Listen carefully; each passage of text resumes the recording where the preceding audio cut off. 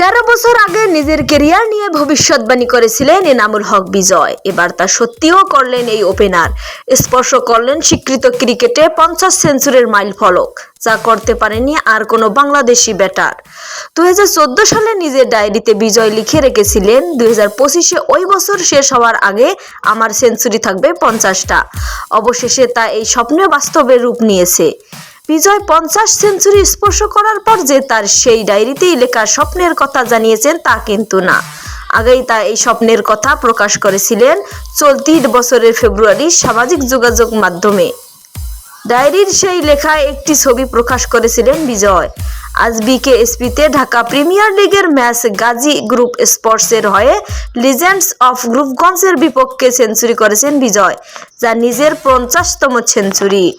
50 সেঞ্চুরির মধ্যে প্রথম শ্রেণীর ক্রিকেটে সবচেয়ে বেশি সেঞ্চুরি পেয়েছেন বিজয়। এখানে তার সেঞ্চুরির সংখ্যা 24টি। লিস্ট এ ক্রিকেটে তার সেঞ্চুরি 23টি ও স্বীকৃত টি-20-তে 3টি সেঞ্চুরি করেছেন এই অভিজ্ঞ ওপেনার।